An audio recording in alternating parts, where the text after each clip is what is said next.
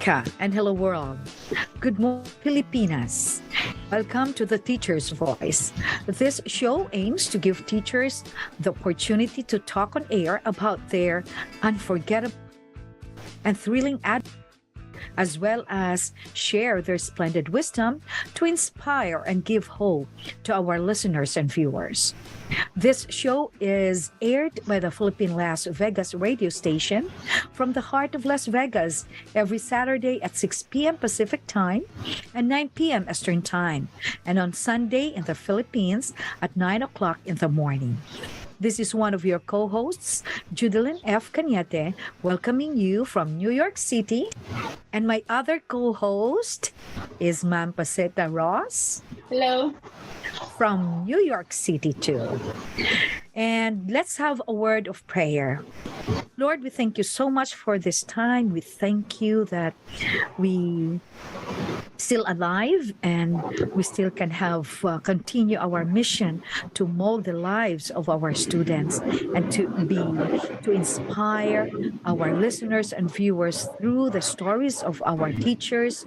And we thank you that this show still continues to inspire and give hope to our listeners. Thank you so much. In this name we pray. Amen. Amen. All right. So, Tita Paset, how's your day today? It was nice. I was able to do some gardening, but then I immediately went inside. It's just too hot. Too hot for you, yes. Yeah, too hot. That's true. How about you? Oh, that's what I feel too. Yeah. It's very hot. So the air condition is just 24 hours right now. Yes. But from being cold and now hot or warm, it's a balance. It's just balance right now. Life must be balanced. So, Tita Paset, maybe you have something to greet, some people to greet. People, yes, of course. I'd like to take this opportunity to greet our teachers, all of them, wherever they are, in the four corners of the world, those who loyally or faithfully subscribe to our program, The Teacher Voice. We hope that we continue to give you stories from teachers who will inspire you to do your best, which you already do, but continue to do to help our children become good citizens of the world. Mabuhay kayo, teachers. Yes, mabuhay. Talagang mabuhay, mga teachers. Wherever you are right now, happy day. And tomorrow we are going to celebrate here in America, July 4, the Independence Day. Right? So, don't you know, Tita, a lot of offices right now that they close. They did not, Monday, to continue their holiday since Saturday, Sunday, Monday, Tuesday. At least, meron tayong mga 4 days na rest day natin. Right. So, mga teachers, I know it's their summer vacation now. So, I think a lot of teachers have gone and went to different places now. Or maybe a lot of Filipino teachers went back home already. Correct. Right? Okay, so wherever you are, thank you so much for being an inspiration to our students and also to our parents and to everybody. That's right. Hindi kami nagkaganito ngayon sa successes namin kung wala ang mga teachers namin. Yes. That's true, right? So today we have another teacher who is going to tell her story, very inspiring. And Tita Paset, I will give you your time now to introduce her. Yes, it is my great pleasure. Yeah, I think I know this lady. We have met before, I think. And during, a few years back. And ladies and gentlemen, friends, I'd like to introduce to you Miss Perlita Recaido, a teacher at the Our Lady of Lourdes, Our Lady of Lourdes School in Manhattan. But let me tell you about her beginnings as a teacher. She received her Bachelor of Science in Education in the Integrated Teacher Education Program from the West Visayas State University. She has obtained an MA, a Master of Arts in Building Leadership. After which, she became the department chair in the language arts area of the La Consolacion College in Bacolod, in the Philippines. She was at the Basic Education Department from 1986 to 2000. This lady, Miss Perlita, is also an author. She wrote the book Gintong Lahi, a Filipino language arts textbook published by Anvil Bookstore in the Philippines. Now, presently, like we had said, she is the assistant principal at the Our Lady of Lourdes School in Manhattan. In 2000, she was recognized for her excellence in her classroom performance by the Association of Filipino Teachers of America.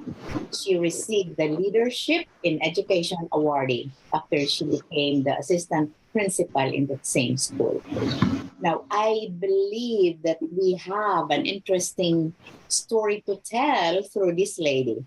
So, ladies and gentlemen, teachers, parents, and listeners, I'd like you to meet Miss Perlita and Recaido of New York City. Welcome to the Pearl, show. good afternoon. Good afternoon. Hello, everyone. Hello to my fellow teachers. Yes, It's nice so to meet nice to you be again. again. Yeah, it was just, the other day, Judy, right? That we were together. That's And here true. we We are met again. yesterday. No, the other day. Yes. The other day, yes. So And to baka. Miss Pasit, I miss you. Oh, you I know. see, Yeah, guys. Yes, Tita Paset. yeah. Back Yeah. then with Asta. Yes, yes. That's So right. maybe you have people to greet right now, Perlita. You can. Yeah, that's Teacher right. Perlita. I'd like to greet everyone back home and in the United States, especially the teachers. I salute all of you for the work that you are doing for the children. And it's cliche, but they are the hope of the future, right? Right, of course. And to me, you are doing the noblest profession in the world, because what teachers implant in the minds of the students are not going to be erased until they become adult. They say what the teacher says multiplies into, many. Many. Yes. Many. I also would like to congratulate you both for this show. Yes. I know that even you're here, you still are continuing to impart your knowledge, your expertise, and your experiences to our fellow kababayans back home. Congratulations and salamat for everything that you do. Yeah, thank you and welcome. You're welcome. Thank you. Yes, thank you very much also, Perlita. And Perlita is not just a stranger. I mean, this is not just a friend, but kind of a sister to me. And we are very happy when Teacher Pacita Ross saw your name. your name. She was like, I know her. Met her. I said, yeah, many times. Okay. So, Thank you for inviting me. oh yeah, of course. Our pleasure. Because we want to hear your story. Very inspiring story. And as a teacher back home, also in the Philippines, you need to tell us what you did there as a teacher in the Philippines. Your story and your journey. How did you come here to America, and then you became an assistant principal here? Yeah. That's so nice. Okay, Pearl, tell us about the Yes. story. So, I've known Judy for a long time, since when our children were young, right? True. Oh, True. I okay. came for a humble beginning. Yeah, when I finished college in 1983, I immediately, applied for a job. I was under 20 years old then. Mm. And the first school I applied to was also the first school that admitted me and took me as their teacher. And I stayed there from 1983 to 2000, before I left to the United States. I really enjoyed my job. I really enjoyed being a teacher. I enjoyed being in the classroom. And like I said, it is not just a profession to me, but I think since I've been in a Catholic school since then, since I started teaching, it is more of an apostolate for me. Right. Serving children and serving their families as well, because once you touch a child's life, you are not only touching that child in front of you, but Yeah. you are also touching the lives of the family that they belong to. That's Wow. So correct. I really am very happy that I chose this profession, and I think I am going to die as a teacher. As a teacher. Yeah, but I don't know what came to my mind, because probably I didn't have much confidence to myself. When I came to the United States in 2001, I said, I'm not going to be a teacher here. I don't think they will hire me. So I said I might as well look for other venues, or I might change profession. Mhm. But then I am constantly pulled to the education. All right. Yes, I don't know why. I was intending to look for other jobs, but I was looking for schools that are needing teachers.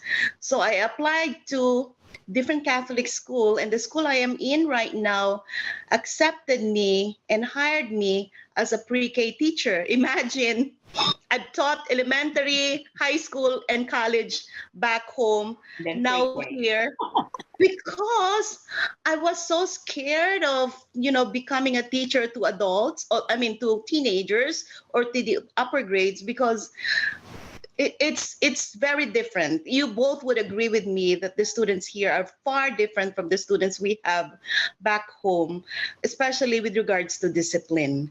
So I said, okay, I want to be a pre-K teacher, enjoy the kids, and then start from there. Mhm. But when I was teaching in pre-K, it so happened that they had to close the program because the school did not get enough students. Oh. The number of students we had, we could not open a second section of pre-K. And the principal then, I don't know what he saw on me, and instead of letting me go, my papers were still under process during that time. They were in the process of hiring me, giving me a working visa, and eventually hiring me as a permanent resident. The principal told me that we're not letting you go. We saw your potential, and I did not apply for the position. Why don't you help me in the office? And if the archdiocese would agree, we will hire you as an assistant principal. I said, what? She said, yes, Perlita, because I need somebody to help me. There are so many things I need to do. I'm not able to do it because I don't have somebody in the office that will help me. So being new, I was afraid to be jobless. I have a family to feed. Though I was scared, I took the challenge and accepted the position of being the assistant principal. That was after a year of being a teacher in New York. So that is my journey. Wow. Yes. Beautiful. Yeah, that's excellent. Excellent. Yeah. Thank you.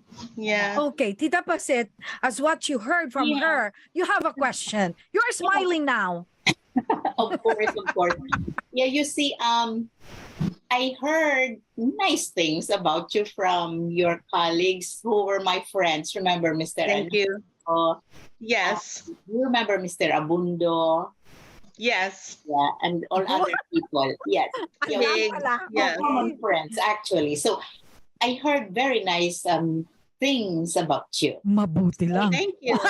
Just miss you. Pero anyway, so I am just curious. When you got here, you were barely new, no? Barely new pa sa amin. Correct. Yet you were Yes. immediately hired. My question is, I'm just curious to know, how was it different? In the Philippines, you were also an administrator in a way, correct? Correct, yes. Over here, you immediately were hired for the assistant principal's position.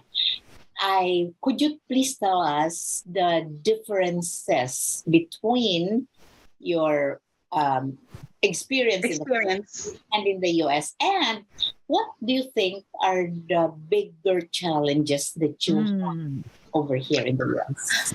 Okay, a lot of challenges. I know. A lot of challenges.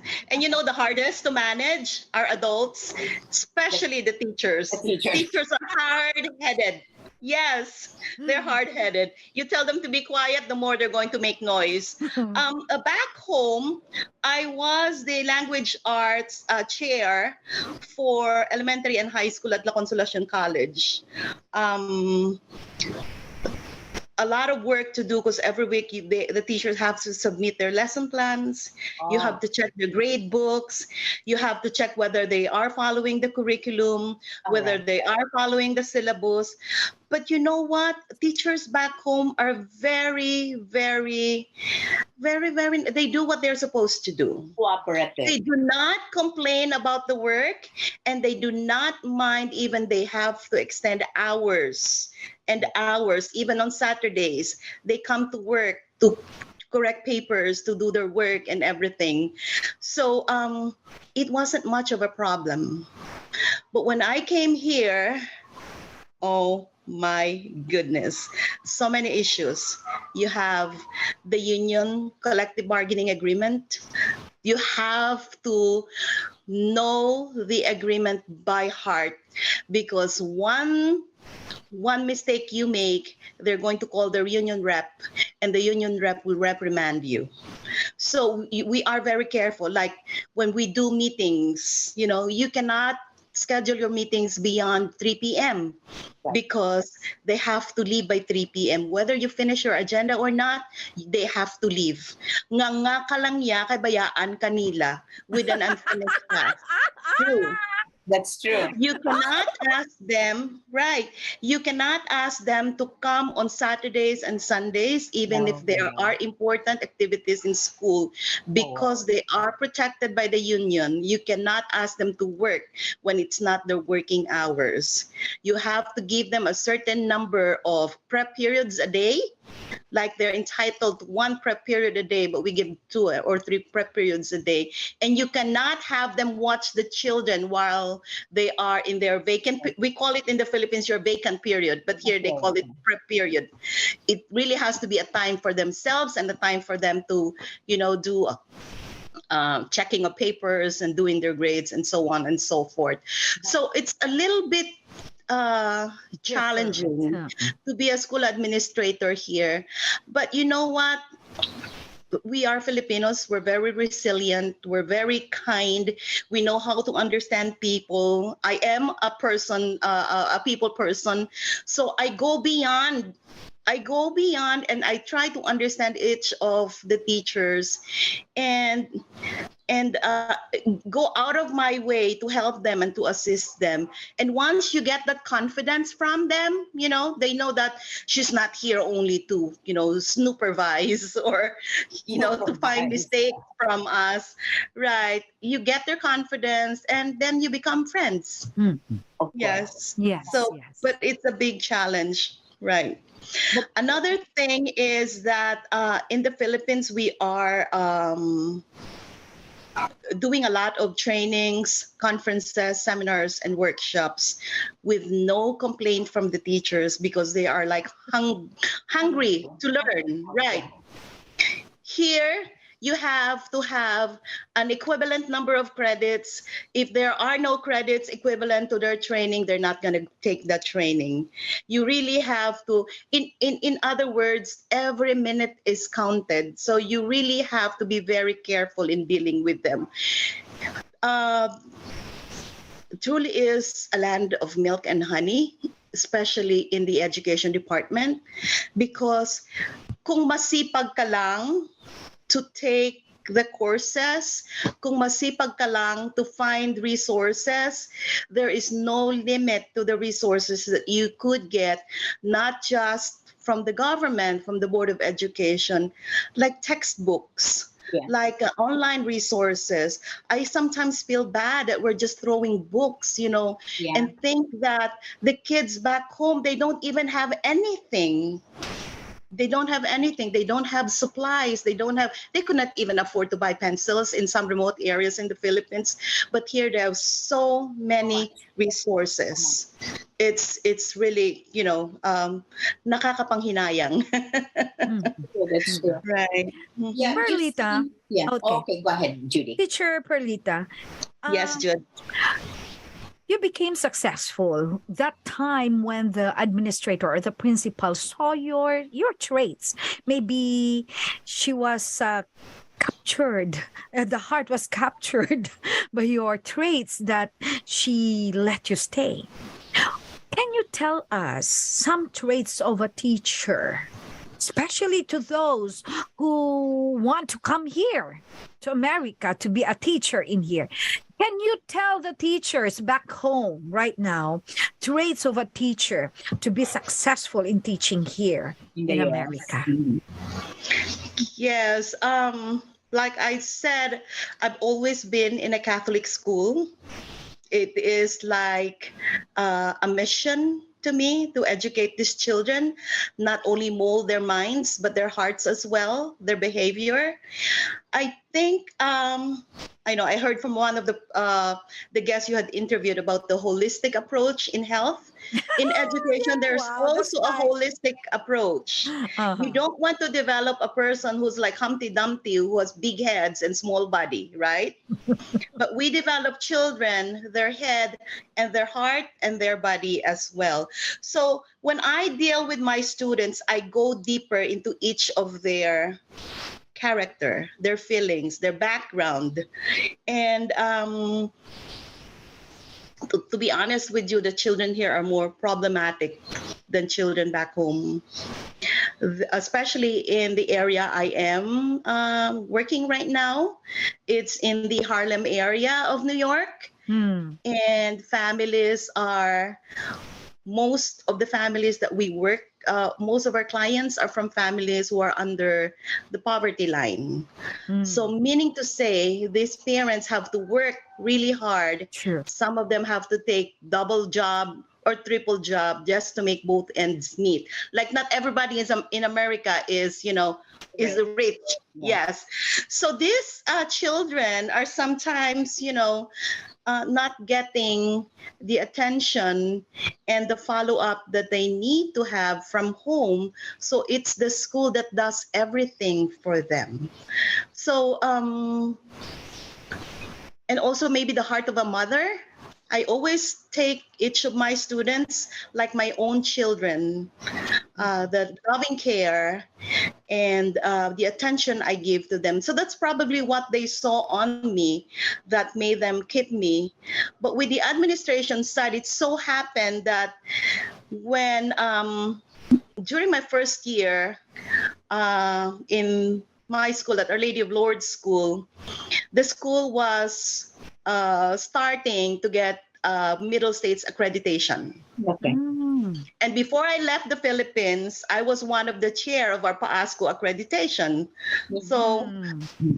I know the ins and out of accreditation. I know how tedious the reports are going to be made. I know how organized the papers have to be. So I had that experience back home and I brought that experience here. And the principal said, "Oh, she knows how to work." She knows how to organize her Yeah. report. That's why they kept me in the office. Like it was funny because I'm not going to mention his name, but my first principal got ill when I was during my first, let's say, 2 years here. So he's always been out. And when the superintendents and the higher ups would call the school, they don't look for him anymore. They look for Perlita. When we talk to Perlita, and Wow. if they have questions about the school, they will not ask him. They ask for Perlita to give them the answer. So Oh, that's yeah, because nice. once I am part of an organization, I see to it that I know all the ins and out, and I know everything about the organization. Mm-mm. Wow. Thank Yes. you. Thank you. I am so proud of you I know. for what Thank you. for the That's accomplishment so cool. that you made, especially being recognized by the school and the people who manage the school, who run the school. I am very proud of you for that. Yes. Now, Thank you. yeah, my question is, I know that you could have, if you tried, I'm sure you, I don't think you did, I know what you're going to ask. Yeah.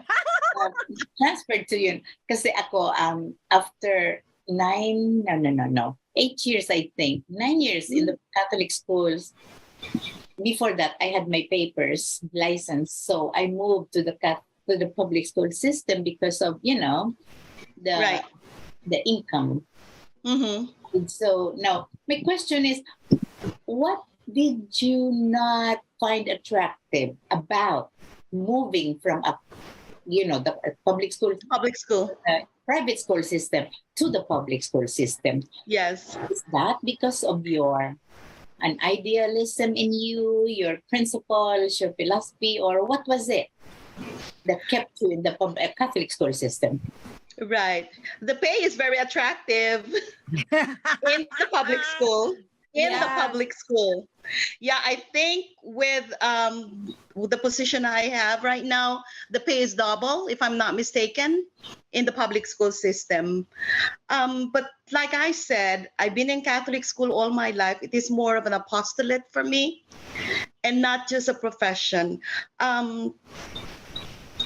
The pay is attractive, like I said, Yeah. but I would like to impart with my student not only the development of their knowledge and skills, but I also would like to enrich the faith in them. Like, we cannot teach religion. You cannot even mention God in public schools. Am I right, Tita Pasit? You cannot even mention God. You cannot have a crucifix. Like, the faith value Yeah. of the students is what I would like to maintain and keep in their hearts. Teach them about the Word of God, teach them about Jesus, teach them about the Catholic values, the Catholic faith. That is what I'm holding on. That's why I stayed in Catholic school system for 22 years now. How It's many been more years 20. do you have before you Terrific. retire, if you don't mind? Thinking of soon, maybe retiring soon. With Okay. what's going on in the Catholic school system in New York right now. I don't know if you have heard recently they're closing 12 schools, and they have closed so many schools already. This school Am year. I still in this school year? 12 schools closed. But in our district, we used to be 12 schools, and now there's 4. Yes, It's the but enrollment, we right? yes, but we kept our school going. We kept, although the enrollment is not as robust as it was before, but we keep it going, and we keep going on and on and on and on until we don't know what the archdiocese plan for us is going to be in the future.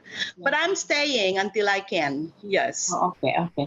Yeah, I know that is the problem now, and especially so that some people really had, it's the economy, They don't Correct. have money to the tuition to pay the It is sad. Yeah.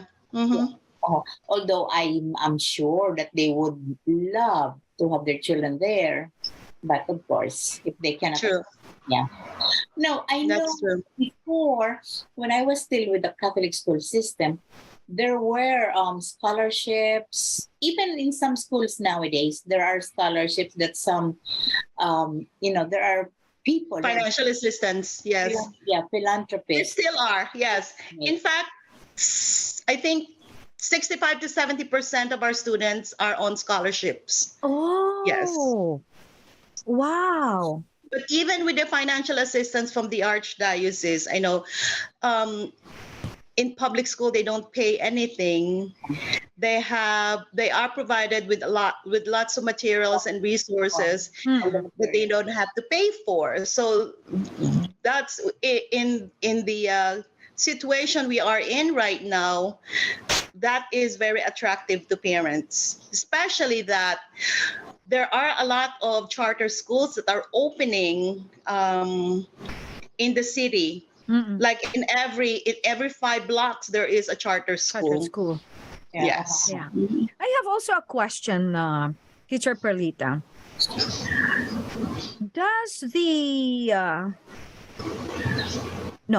Do Catholic schools also sponsor teachers back home with the J1 visa right now? Do they? Not the J1 visa, but before, and I was one of them, before they sponsored for a working visa. But I don't think if they do that anymore, because there are a lot of education graduates right now.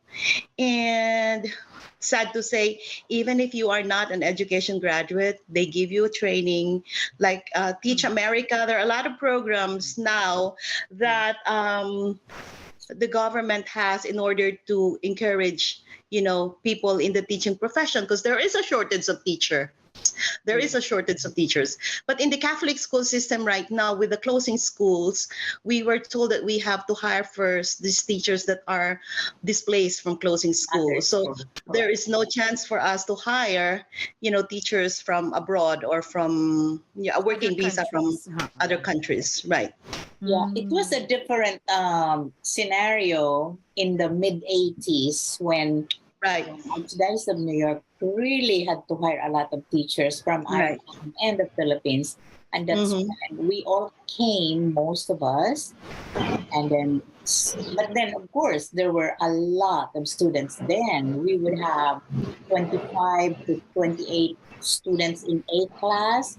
But when I left the Catholic school system, I just had 13 students in the class. Wow. It has been that way for maybe 3 or 4 years. So that was really the signal that the school. Right.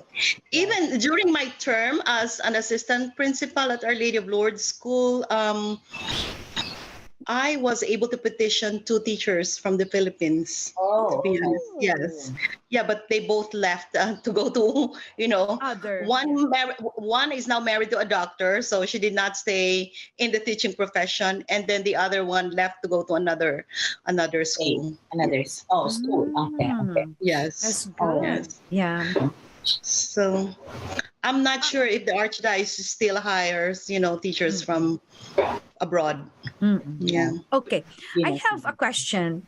In Sure. your journey as a teacher, you experience as a teacher back home and even here for a year, and as an administrator right now, what how will I say this? Tell us about your happiest moment and your saddest or a very challenging experience In the US or in the US or in your whole career. In your own. My happiest moment here was when I was in pre-K. Even up to now, when I feel so depressed, when I am down, I go up to the pre-K classroom because they're like my therapy. Kids would make me happy, and I love children very much. Yes, I'll stay with them for a couple of minutes, sing with them, dance with them, and that's my happiest moment. Oh my gosh, really? Yes. Okay, that's My down. Yes. Yes, I'm down when, especially as an administrator, you know this, when we have a case and the case is something that we needed to call the ACS or the Administration for Children's Services. It's very hard for me because ACS would turn everything upside down in the family, although you don't want to do it, but we are mandated by the state to report cases of children. Like in the Philippines, palo is nothing, right? Even I myself, I have to admit, I gave my children palo before when we were in the Philippines, when they're matigas ang ulo, right? I did But so. Yeah. here, once a child tells you, oh, my mom beat me with a hanger, I said, what? Even if I say, matigas siguro ang ulo mo, but no, you can't do that. You have to phone it in. So once you phone it in, the investigator would come. There were times that the children were taken away from their parents. We had once an issue with the parents were both using drugs. Oh, my Lord. Yes, so they had to take the child away from the parents and endorse the child to social services. So those are my downest moments. You know, I feel for the child and I feel for the family. Yes. Wow. Okay. No, I haven't, thank goodness, I didn't encounter such a thing, reporting a family to the ACS or to other authorities, Now, how does the school deal with that? How do you deal with that? And how what usually is the conclusion of the investigation? It's our job as mandated reporters is just to report the incident. Just to report. Okay. After the incident is reported, we don't hear from them. We know nothing about the case. We don't handle anything. We just report it. That's also one of, the things I don't like about it, because you will not know whether the parents were proven guilty or what, were the child released to the parents or what. Sometimes they just leave the school. You feel guilty. You feel guilty because why did I report him? Because if we are not going to do such, then we will be in trouble with the state, right? Right. It's really a hard line to walk in. Yeah. Yes. Uh-huh. Mhm. Wow. So what It are is. some And it's limitations? very sad. It is very sad. For those who are listening right now, right? Especially teachers who are there in the Philippines who wanted to come here, what are some limitations in our classroom discipline? Tell us first the best classroom discipline or trends that you can share to our teachers. Well, classroom discipline, there are those that are really problematic, refuse to listen, will not stay put, would sometimes just go around the classroom and will not do anything. There are those that refuse to do their homework. They come to school with nothing. They score very low in the test. The teachers, what we can do is very limited for these students. But there are a lot of resources and there are a lot of agencies we could tap, like behavior. In every school, there is a guidance counselor. So it is the guidance counselor's job now to talk to that student and find out what's wrong. Why are you not paying attention to the teacher? Is something wrong with you? And if they're not able to get the answer or the right answer from the student, the conclusion is that something is wrong with the child. And to find out if something is really wrong with the child, they get the child evaluated. That's when Committee on Special Education comes in. Committee on Special Education will do a complete evaluation, social skills, psychological, emotional, cognitive, to find out what is wrong with the child, why is the child not behaving as normal as the other children, what is the problem, is there a problem at home, how can we help the child? And if they find something is wrong with the child, they have classification.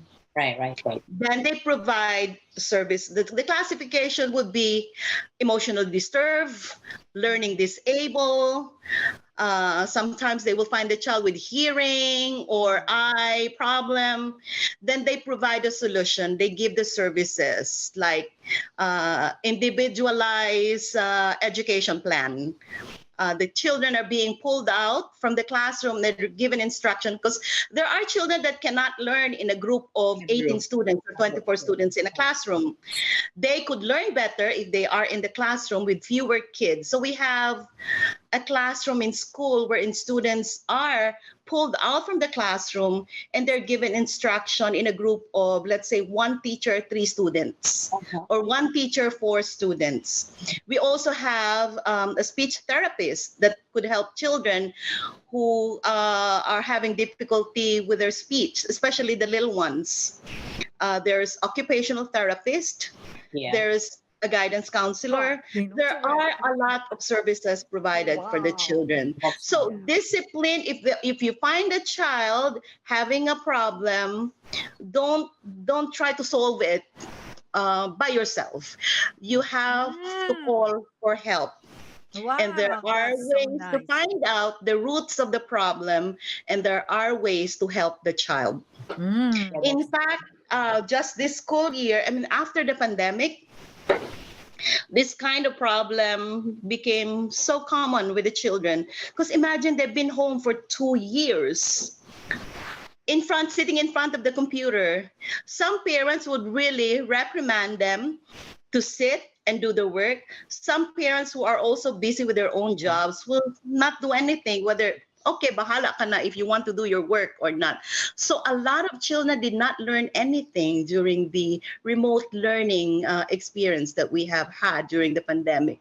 So they came back in the in-person classroom, and we find that the gap became wider and wider and wider. Now it's our problem to close that gap so that they are able to function according to their age and according to their grade. That's when the services come in. So we have had students this year that we had requested for a para. A para means that person will stay with the child one-on-one, and will reprimand the child to pay attention, to listen, to do his work, would remind him every 30 seconds or every 30 minutes, okay, you have to listen to the teacher. Don't pay attention to other distraction, or don't be bothered. You have to focus on your work. Wow. Yes. Wow. Yeah. So Yeah, that's much. something It's a lot. But we don't, admirable. we don't have that much time, right? We don't have that much time. But this is very informative. How I wish we have more time.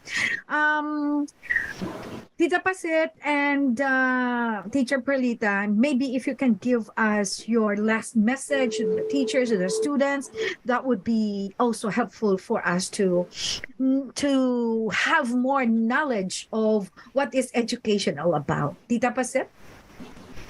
I'm sorry, Judy. Can you have your short message, last words?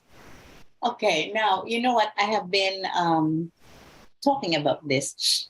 When I joined the public school system, I found out that, like you, Teacher Perlita, had said, there's so many services that the teacher can have arranged for the student who is needing such a service.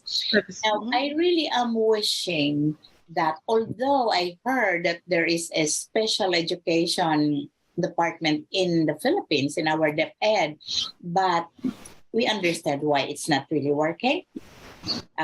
Budget and teachers are not trained to be to be like that, able to give the service that services. Here. So I really am wishing and praying that our Department of Education back home will be able to find a way to service those students who have special needs, whether emotional, physical, cognitive, and occupational, and so many other services that they actually deserve. I really wish that it could happen soon. I hope so too. Not later. I hope so. And I hope they heard you and, the sharing you have with us regarding, those services. I hope that opens some minds of the people who are listening to us, who listen to us. I pray for that. Thank you, Tita Pasit. You're welcome. And last word, Teacher Perlita? Yes. For those that are aiming to be a teacher, please take note that this is not just a profession. You have to put your heart in it. Because if your heart is not in teaching, you are not going to be a successful teacher. This is not the kind of profession na pera-pera lang. You're not going to be rich in this profession. No. But you are going to enrich many minds and many hearts of these children. Like if we say that they are the future of the world, then let it be and let us do our job. But I still encourage you to become teachers. It is the noblest profession and it is the most fulfilling profession for me. It is the most fulfilling profession. Most important, there will be no doctors, engineers, etc., etc. Oh, yes. Yes, that's true. Yes. It's yes. so And it's so fulfilling because sometimes, you meet somebody on the streets and they'll say, "Oh, Mrs. Recaido, you were my teacher before. You were," Yes. Yes. For We want me, everybody to be successful. right. Yes, For Judy. me is that teachers, we don't need to really solve the problems of the students. Correct. Because that is sometimes it's our intention to really help, right? Even to the point that when you go home, you're carrying the problems of the students That's and true. feel bad. But our role in the classroom, we have to just support the students in their studies, and then if they have problems, we can connect them to professionals that deals with the problem. That is what I learned right now from Teacher Perlita, and that's so beautiful. You cannot do it on your own. Correct. And Philippines, because there as a teacher, we are there for instructions, like real teaching. And if it is, we see that there are problems besides our instruction, then we have to just refer that to the principal. To the specialist, right? Correct. To the specialist, to the professionals. So thank you very much. Oh, wow. Teacher Perlita, we are grateful and thank you for blessing and gracing our show here. Thank you. And I hope that I have inspired, many people. Yeah. Many. Thank you so much. And we learn a lot. Thank you very much. Thank you. Bye-bye. Bye-bye. Bye-bye. God bless you all. Bye-bye. You too.